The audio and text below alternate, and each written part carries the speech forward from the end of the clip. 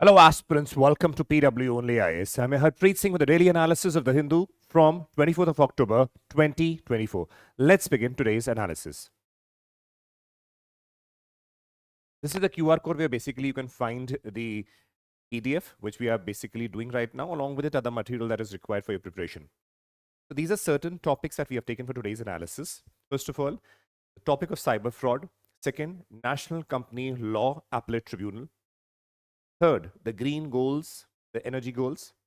Editorial with respect to the Manipur issue that had come today's The Hindu. Then news in shorts and the MCQs with their answer explanations. Okay, let's begin. First of all, the cyber fraud losses could amount to 0.7% of the GDP, projects the ministry's study. Now, you can yourself see that the Union Home Ministry has basically told that this is a massive loss that India can basically suffer. So now let us understand certain basics regarding that, certain dimensions that are present here, because this becomes very important for your internal security problems and issues that come. Again, cyber fraud is very important. It can be asked for that matter in any of the GS syllabuses also, for that matter, in even your essay also. So let's see. Cyber frauds, what are these? These are the criminal activities which are done on the internet or using digital tools to trick people, business, or even governments to make money. Now, they can hack certain websites. They can even blackmail you for certain, let us say, money, or let us say they have certain video of yours. So various types of cyber frauds can happen. So the main motive is to, let us say, earn or extract money from people, businesses, even from the governments for that matter.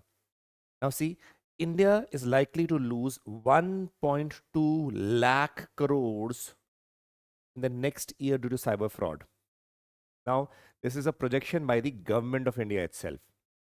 So you can imagine if this is an approximation. So in reality, it can be much more than that.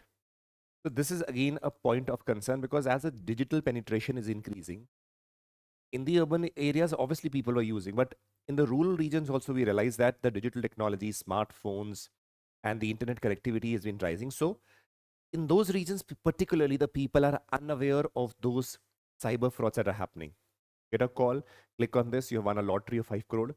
The person who is not digitally illiterate will click on that, and then you know that as your bank information are connected to your phones are hacked, and very easily they can take out the money from there. In India, there's one of the statistics that only 30% to 33% Indians are digitally literate. That means the majority are digitally illiterate. So they are again illiterate with respect to the frauds that can happen in India. So let's see, what are the methods of cyber fraud? There are various methods. Now, one of them is hacking, getting into the computer systems to get secret information. That is one way. Second is phishing, tricking people with fake emails, messages, websites to steal their personal details. As you keep on getting the information, click on this, you will win a lottery of 5 crores. Click on this, you will get a hamper. Realize that the moment you click on that, that gives the access to your phone or your computer or your devices to the person who is basically sending, the organized network that is basically sending these emails and fake mails. What happens, they get the access to your phone or the devices, and then they can very easily pick out the information or even the bank details. Malware, installment of software to steal information or take control. Identity theft, using someone's personal information to do a fraud. Social engineering, tricking people by gaining their trust to get information from them. So, and these are various dimensions. Now, one would be asking, how is social engineering related to that? Sometimes what happens is that you get a call, they tell you that we can resolve certain issues, or let us say, related to, let us say, even bank loans for that matter. Now, that might appear a genuine call, but they will gain trust. They will ask you various dimensions. And the people who are unaware of such possibilities might reveal their details.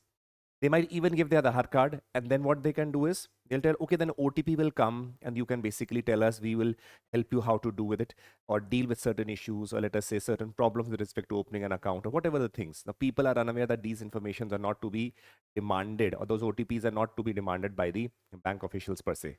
But people are unaware, especially in those rural areas. So what happens? They tend to give access to their bank accounts also because of this. And then you'll tend to lose money. So these are things that are basically done other ways. Next is steps taken by the government in order to counter these. Now see, because the article simply mentioned that losses are there, from the aspect that we are analyzing, it is important. Like a government document is over here. So various steps are there. First,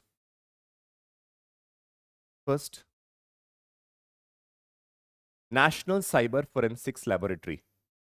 Now, it is basically established in New Delhi to provide early stage cyber forensic assistance to investigating officers of all state or police through online and offline modes.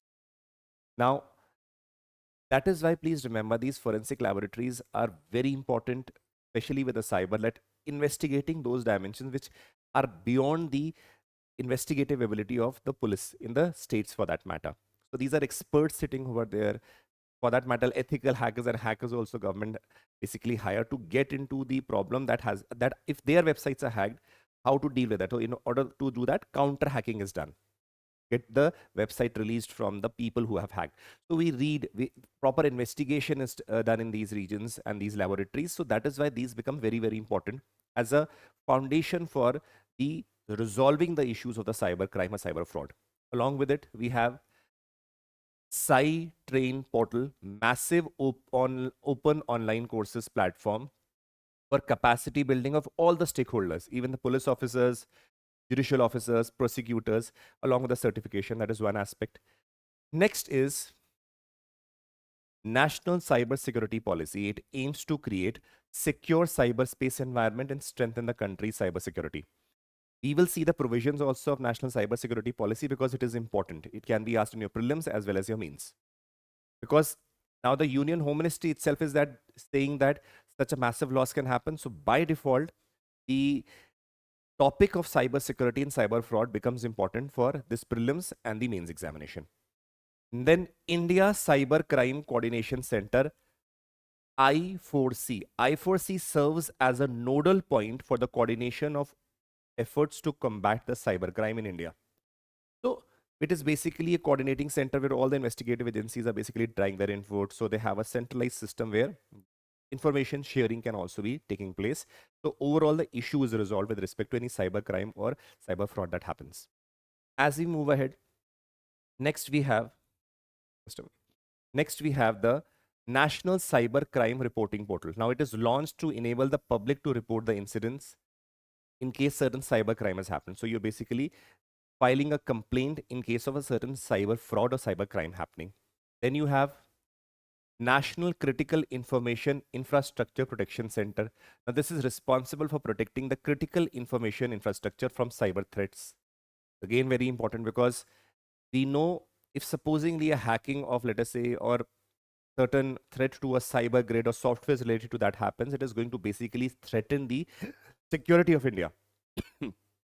Supposingly, you realize that even the missile launching and all that is operated through various digital technologies. If supposingly hacking of that happens, you can basically see what threat that can produce to India as well as the neighboring countries, and for that matter, the world as a whole. So it becomes important. Then we have Cyber Swachhta Kendra, which is an initiative focused on detection and removal of malware infected systems. Malware is again one of the ways in which basically cyber fraud is happening. Malware was installing the softwares to take control of the system, mobile or for that matter, any PC also. Next is Computer Emergency Response Team, CERT. CERT is a national agency responsible for responding to and mitigating cybersecurity incidents that happen. Then we have the Information Technology Act 2000. It is a comprehensive legislation that addresses various aspects of electronic governance, digital signature, protection, penalties, and cyber crimes related dimensions that happen. So now you have 8 such things that are present in front of you in order to counter. In spite of this, we are having a lot of problems because please realize that for cyber security issues and frauds to happen, there are certain things we need to remember. The person who is basically hacking should be more intelligent or more innovative with respect to the person who has created the software. That is a basic principle. Because the person who is more intelligent, who can find the loopholes in the software, then it is easier to hack that system first. So that means you'll be seeing that National Cyber Security Policy also aims at creating a workforce of experts who are basically with respect to the cyber security. That is what something is lacking right now. Along with it, please remember, digital illiteracy in India is very high. That basically makes the people prone to these digital frauds. Third, with respect to software upgradation also, if you go to various government offices, you'll be realizing that the softwares they are using are isolated. Many of them are not even using genuine, let us say, antivirus or security softwares that are there. They're not using them. So what happens, it makes them prone to the threats that are basically happening. Along with it, it is very important that government of India is very heavily dependent on Microsoft Windows. You saw of late also that one of the incidents that happened was that every airport was basically shut down because the infrastructure with respect to digital technology was not working. It did appear certain uh, problem that some software problem has happened. Basically, there were certain hacks that basically happened over there. Now, imagine such hacks or such incidents basically happen that can basically lead to, again, this is a critical infrastructure only. So we need to also have our indigenous softwares, and startups should be promoted in this case. Indian startups have a lot of scope because many startups during this time, which had created, let us say, operating systems based on Linux and Unix, you will be realizing that their systems and websites were continuously working. Certain airports were working because they were based on Linux, but majority of them were working on Windows, so they crashed. So that is why Indian startups promotion in these operating systems and in the sphere of cybersecurity, if not promoted, what will happen? Then we'll be dependent on what the other countries who are providing us with the operating systems, like the Mac, that is from the Apple, and the Windows from the Microsoft company. So indigenous production of the softwares is what is required. Now, please remember, one more thing that you should know is with respect to the national cybersecurity policy. This is important. Just a few aspects that you should know. The National Cybersecurity Policy 2013, what does it say? Set up different bodies to tackle various levels of threat along with a national nodal agency to coordinate all cybersecurity mandates. So we have already seen that we have already set up the India Cyber Security Coordination Center. We also have the National Critical Infrastructure Protection Center. So certain things haven't already been done. There are many things that need to be done. Second, we see create to promote adoption of global best practices in information security. Now, when we are talking about global best practices, we see that we are importing the global products. Best practices is fine, but having indigenous softwares and development of those systems is very important. Otherwise, if let us say other countries under threat because of their software being hacked, then we are equally under threat. Next, create a national critical information infrastructure protection center, which has already been done. Now the problem comes.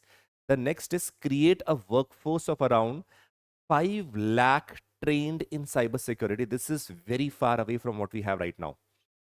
This is a need of the hour because at the rate which these cyber frauds and crimes are rising, the people specializing in cybersecurity are very less. Now, please remember, merely doing a course of cybersecurity for the sake of doing does not create you or make you a cybersecurity expert. I've told you again, the people who are sitting or using dark web, or the people who are basically hacking, they're very brilliant people. So we need people who are capable enough of countering those threats also. If you're doing certain courses, be aware of do it in a way that you have an expertise in that sphere. It has a lot of scope with respect to career also. And you can earn a lot of money through these contracts that you get from governments and private bodies also. Next, create a think tank for cybersecurity policy inputs. That has been done. Provide fiscal benefits to business to adopt the best practices. Then we have to enhance national and global cooperation for security agencies. Then we have set up testing labs to regularly check the safety. Though we have laboratories, we have the forensic laboratory, but again, this checking and upgradation is something that is not a usual practice that we observe. Create a cyber ecosystem in the country, developing effective public-private partnership. And then building indigenous security technology. Now, this is where India is lacking. If you ask me, the problem that is there is this indigenous security technology. That is where the problem is still there. Develop bilateral and multilateral partnership in the case of cybersecurity. These 10 points are, let us say, represents what cybersecurity is about, policy is about. If ninth point is emphasized well, indigenous technology, it will help us to resolve lot of things, right? So let's move ahead. Certain global conventions to tackle cybercrime. We have the Interpol Cybercrime Global Strategy 2022 to 2025. It aims at reducing the global impact of cybercrime and protecting the communities to a safer world. Now, these become important because in the prelims itself, or for that mains itself, they can ask you what are the aspects at the global level and at the national level that have been taken in order to resolve the problem of cybersecurity, which is an upcoming issue. In that, you have to tell what is cybersecurity, cyber frauds, and all ways, and then you should know what the government is doing. And this is at a global level. Potential UN cybercrime treaty. Now, this is UN member states have been negotiating an international treaty on countering the cybercrime. If adopted by the UN General Assembly, it will be the first binding UN instrument on the cyber issue. It is yet to be done. It is a potential. If done, it is a need of the hour. Budapest Convention, the treaty focused on harmonizing laws and increasing cooperation along the borders with respect to the cyber crimes that are happening. So these are the three major aspects with respect to the global conventions that are there. So you just need to know the name and a little bit, one or two lines about that. That will suffice for the prelims also and for the mains also. Moving to next topic. Supreme Court set aside NCLAT relief for Byju's.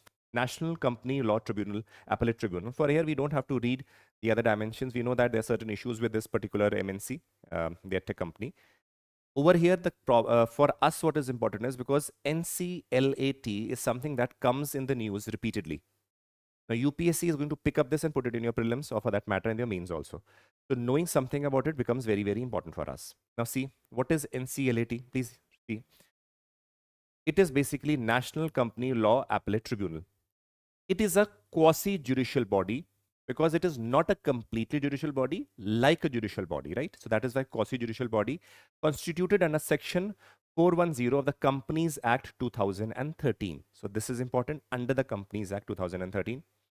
For hearing appeals against the orders of the National Company Law Tribunal, because the cases that arises then goes to the National Company Law Tribunal. A certain judgment is given, people are not happy, they go to the National Company then Law Appellate Tribunal. Yani ki after that, what happens?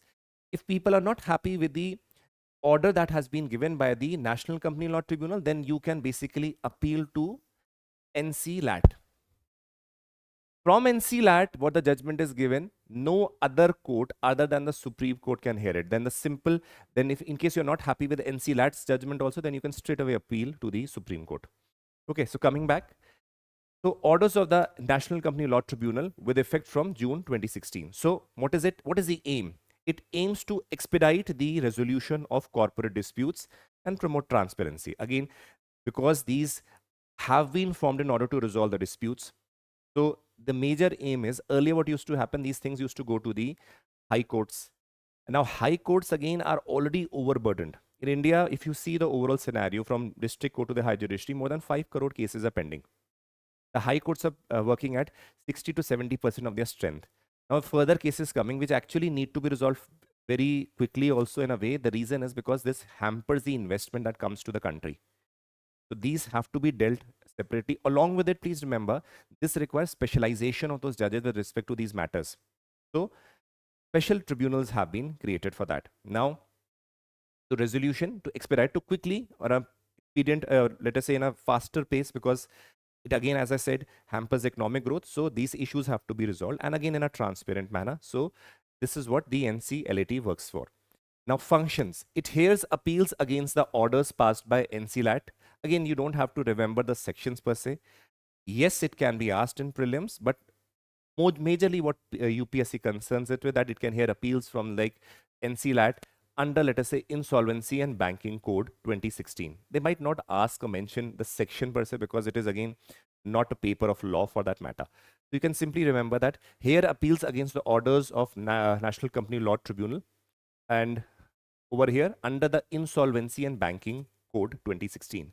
Next is here's appeal against the orders passed by Insolvency and Bankruptcy Board of India under again section 202 and 211. Again, don't have to remember the section. It is simply by the IBBI. This is something that you can remember.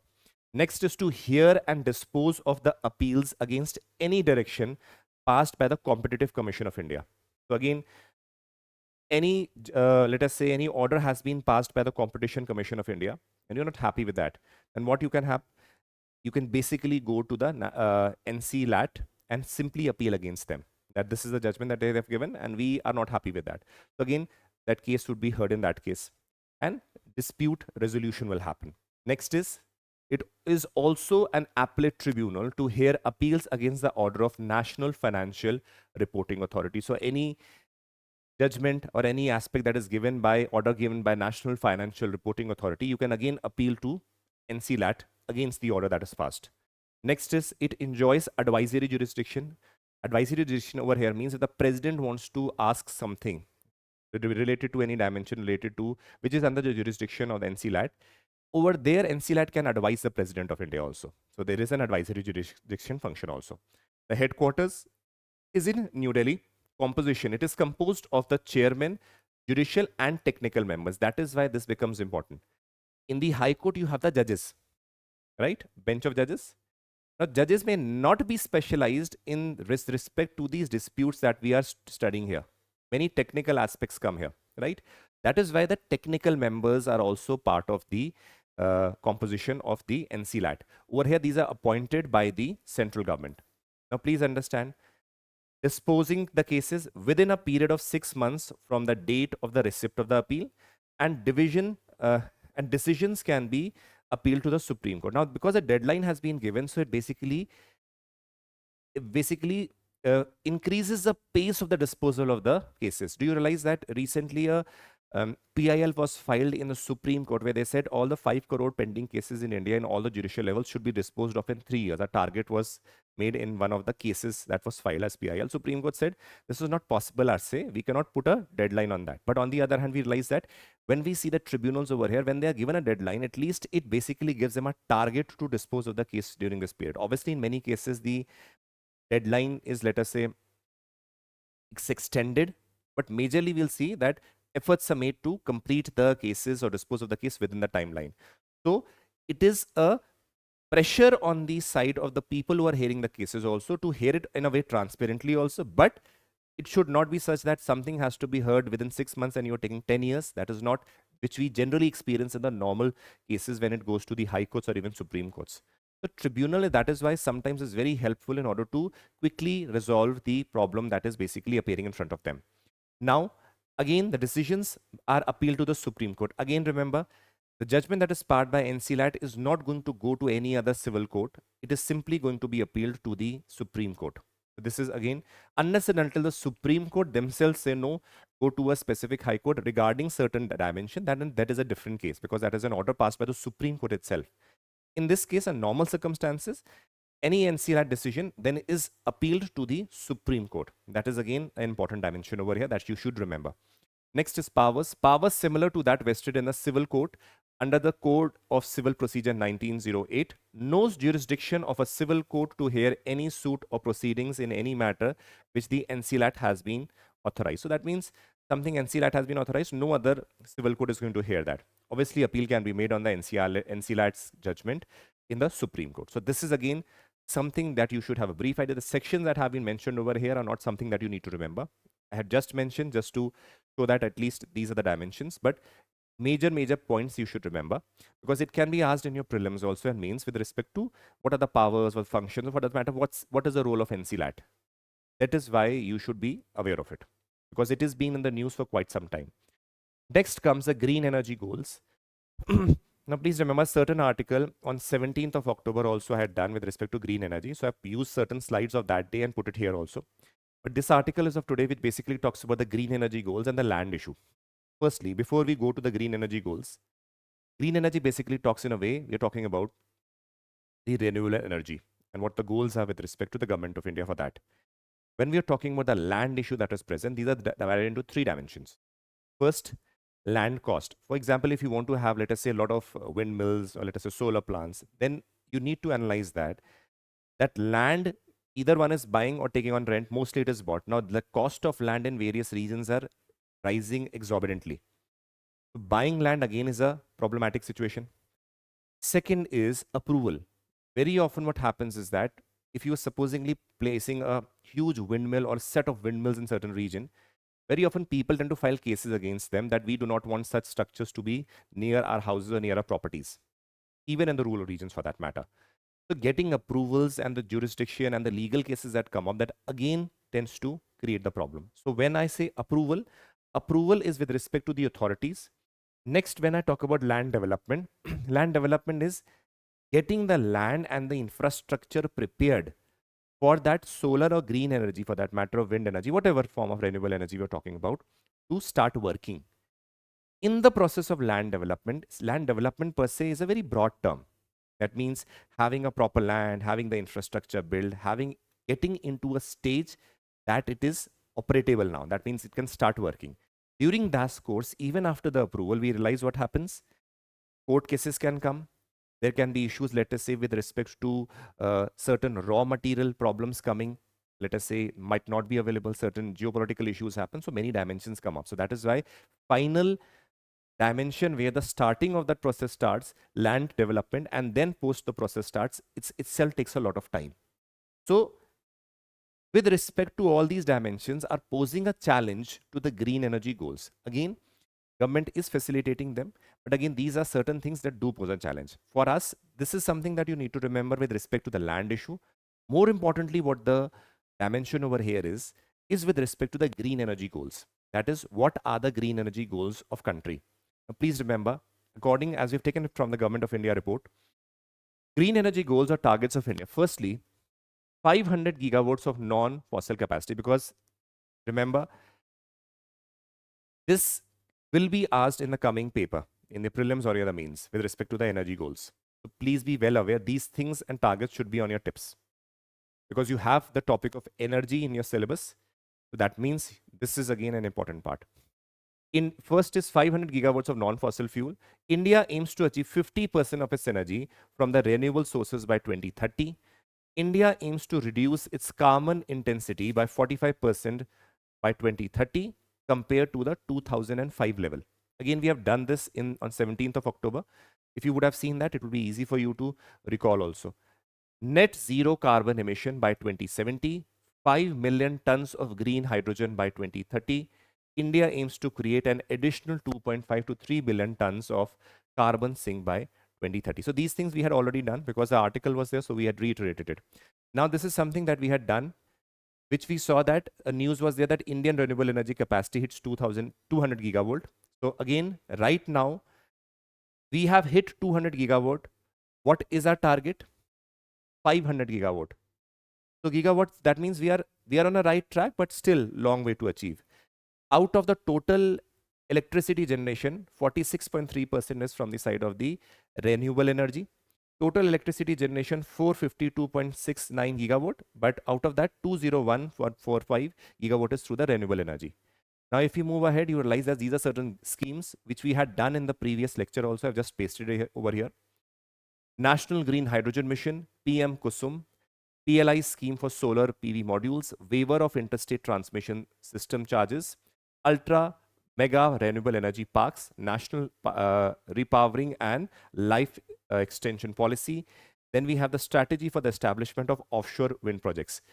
Please remember, this all analysis has been done on the 17th October 2024. So please do refer to that if you want to go to the analysis of each of these things, right? Next, again, this also leading states in the case of renewable energy, Rajasthan first, second Gujarat, third Tamil Nadu, and fourth is Karnataka. This also we had done. Okay, next comes the Manipur dimension. Please remember that over here, they little bit talk about the Manipur thing, and then they're basically talking through various dimensions that are present here. Let's see what the thinkers are saying, and then we will see the Manipur dimension also as it is mentioned. What is mentioned here is that they say Manipur crisis is an issue of managing diversity. Over here, they say the violence in Manipur is again on the rise. It is not something new. It has been through years. Since the time of the post-independence time also, there were issues, tribal dimensions, tribal fights have been there between the groups and the tribal groups. So this is something that has been continuing for a very long time, but fresh escalations have again risen. A major reason is where the Meitei community is basically asking for a scheduled tribe status. That is being opposed by the other groups that are basically present in Manipur. That has led to the violence among the tribal groups. That is the reason, and that is leading to a lot of bloodshed also. Now, violence have again risen up in Manipur. Now there is breakdown of constitutional machinery. Even there are suggestion of, let us say, imposition of the president's rule for that matter, because the situation is deteriorating day by day. So this is again in the news also that possibly it might be president rules might be imposed there. But let us see as we move ahead. In the article basically talks about the aspect of diversity management in the constitution. What does diversity management means? That when we're talking about the states or country as a whole, country has a lot of diversity with respect to language, race, caste, belief system, whatever be the dimensions, right? Along with which we realize that various provisions are made for various set of societies, right? Similarly, we have to deal with the diversity. That is what is an integral part of the constitution. For example, we realize that special provisions have been given under Article 371. We know that India is a federal polity. We know there's a concept of, again, the fifth schedule, the sixth schedule. That means the fifth schedule dealing with these schedule areas, and along with it, sixth schedule dealing with the tribal areas. So we have various diversity management techniques where certain people are treated differently, because we need to conserve the diversity also and take care of the culture and protect them also. So if we see itself, the concept of diversity management is an integral part of India. Now, as we move ahead, we'll be realizing that the thinkers have taken an example of Sikkim. Sikkim comes under Article 371F. 371F. So there is certain special provision made for Sikkim. Now, please remember why. To protect the rights and the different sections of the societies, and to achieve the case of the political stability. When it became a part of India, we realized that there were various communities, the Bhutias, Lepchas and all. So it had to be made sure that their rights are conserved. So with respect to that, we realize Article 371F was specially added to the constitution so that the rights of diverse communities that are present there are conserved and protected when they're becoming a part of India. That means diversity management is seen over here.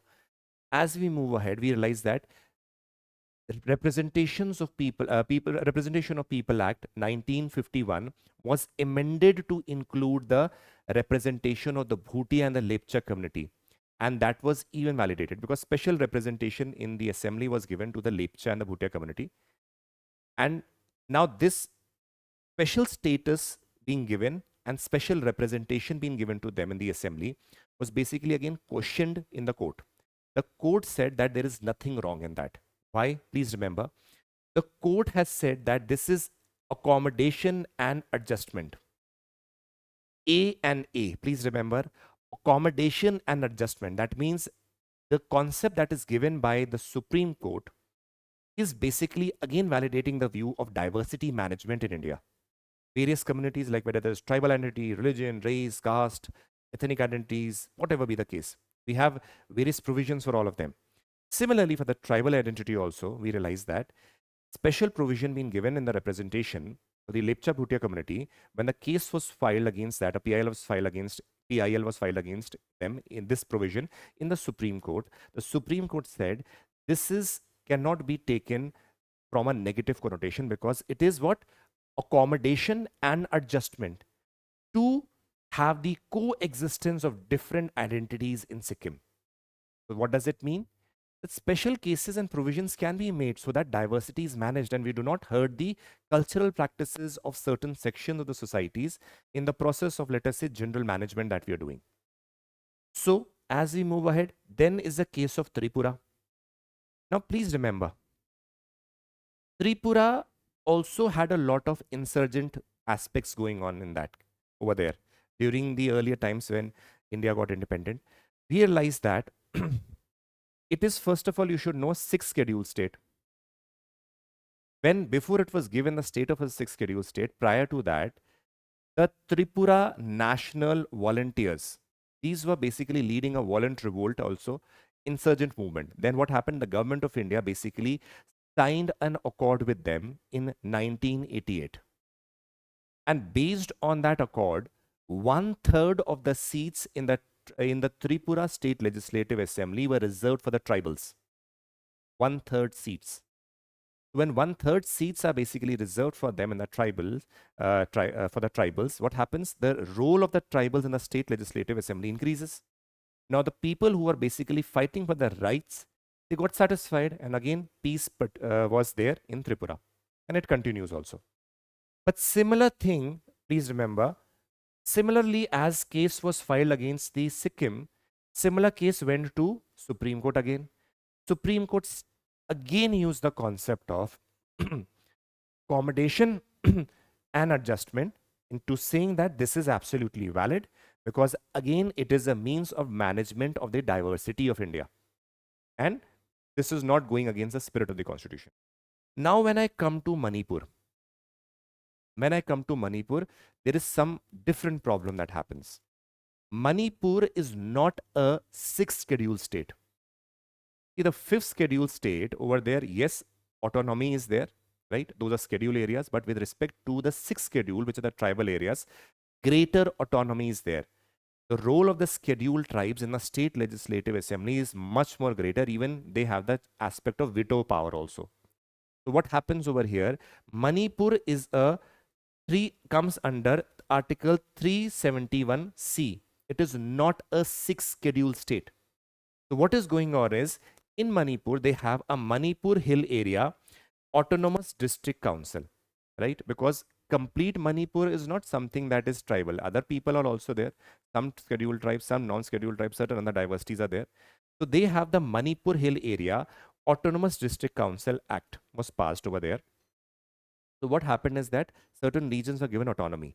The problem that happens is the district council under this is very different from the district council that we have under the sixth schedule, which has autonomous power with respect to veto also. So this being not a sixth schedule, so there is again the people or the tribal people over here are asking that the sixth schedule status should also be given to them in order to conserve and protect their rights. So these dimensions are again creating an issue. So now if we move ahead, now see, please understand why this basically the writers are trying to say that as certain measures have been taken in case of Sikkim, as measures have been taken in case of Tripura, why those measures can't be taken in case of Manipur to resolve the issue? Why can't certain adjustments as stated by the Supreme Court, accommodation and adjustment, can't be done for them also so that peace prevails? Now see what the dimension in Manipur is. Please remember, if you see the Manipur state, you'll be realizing that in all these regions, what is this particular orangish region? This is basically dominated by Methi tribe, Methi community.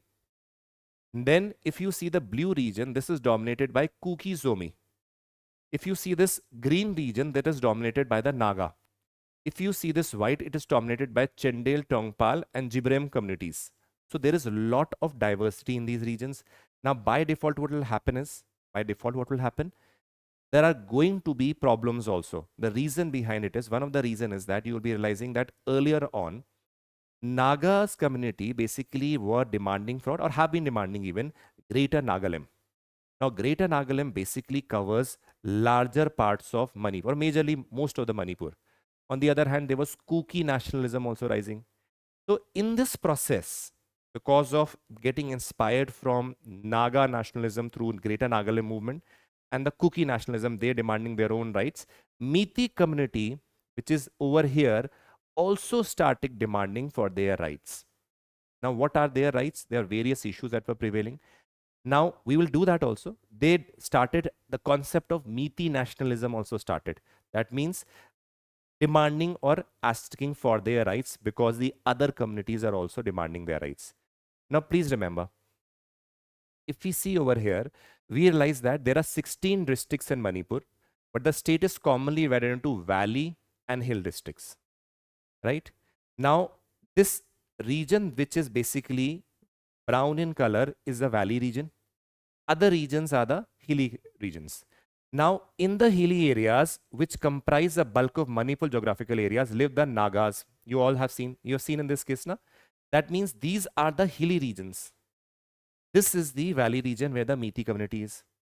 So what happens? Kukis and Nagas point out that tribal areas are 90% of the geographical area, but the bulk of the budget goes to Methi community, which is in the valley. So what happens? Please see. This region, is very well dominated by what? The Methi community. Now, others over here, what we saw? See here. This region is what?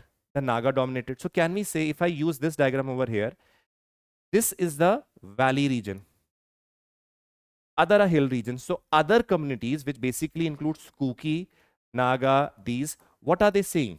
They are saying that 90% of the budget is focused in this region, while the hilly regions are remaining not developed.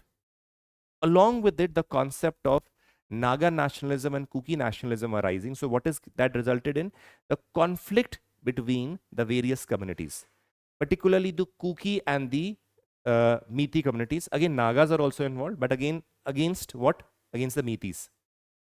Another thing, please remember, Meetis are not scheduled tribes. They are indigenous communities, fine. These communities are not accorded the scheduled tribe status.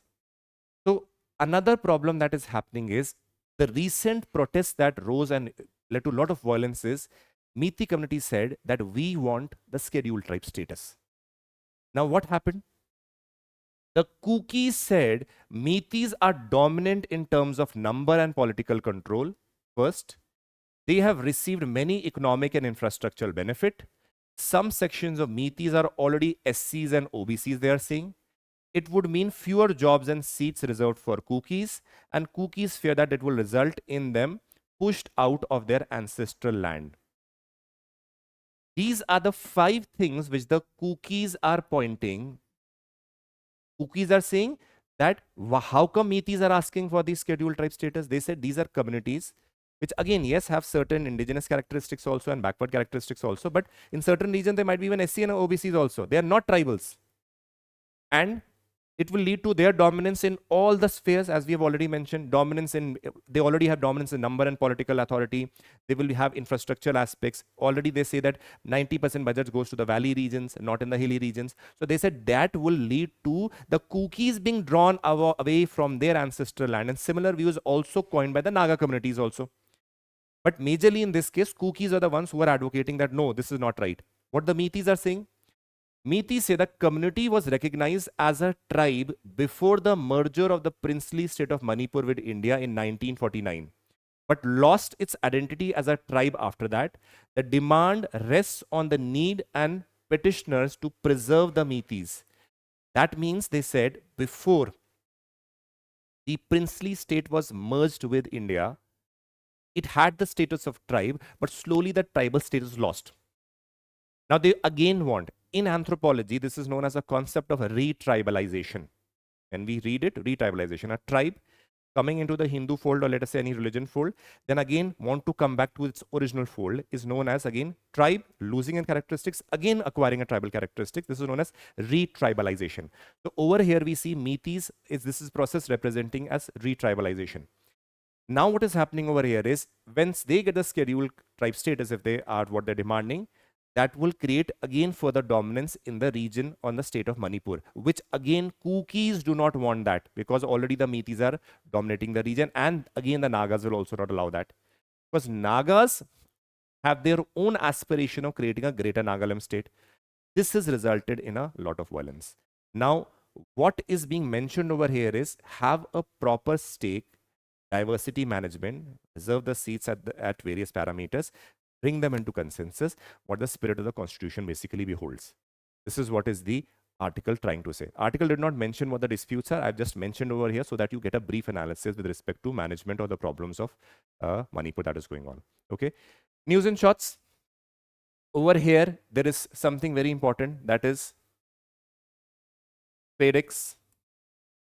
See, the Anant Technologies, a private aerospace company, successfully completed the satellite integration project for ISRO.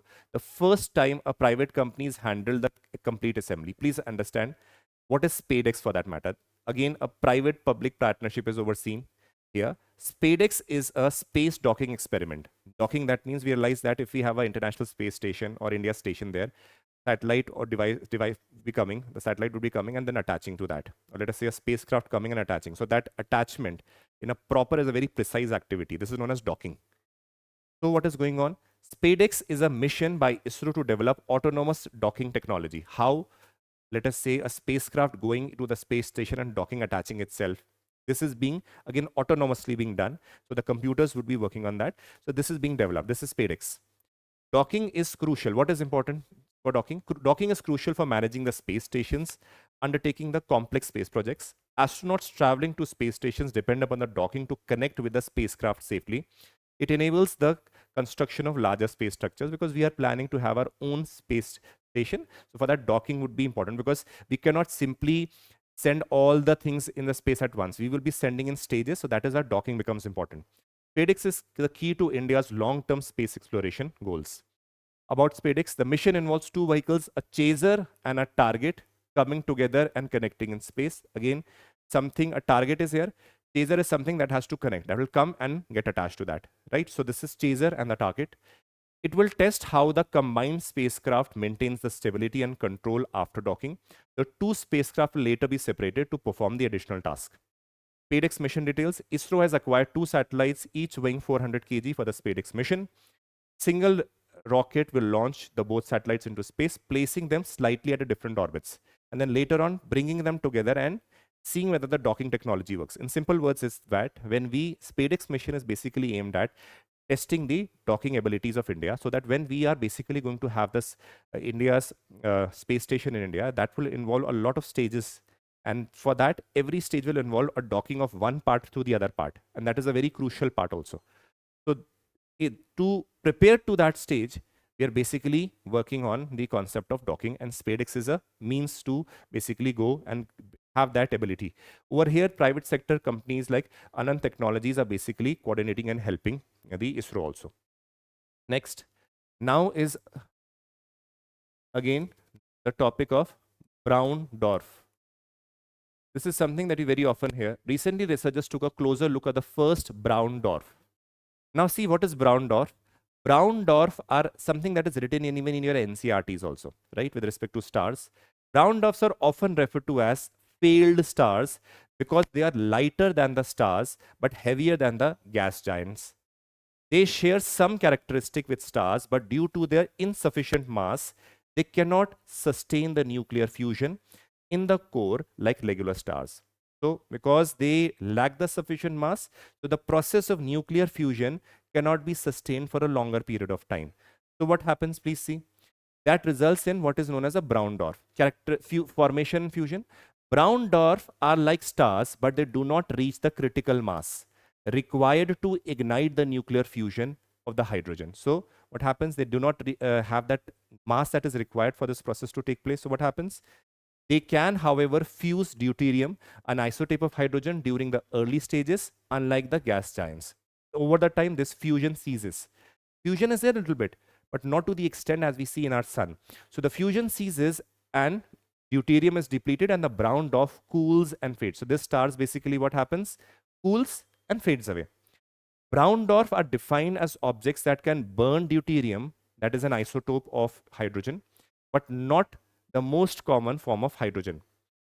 They have a mass ranging between the heaviest gas planets like Jupiter and the lightest stars, typically 13 to 18 times. So we just basically observe over here is that brown dwarfs are those who are not able to start the nuclear fusion reaction as have the nuclear fusion reaction as we see in our sun.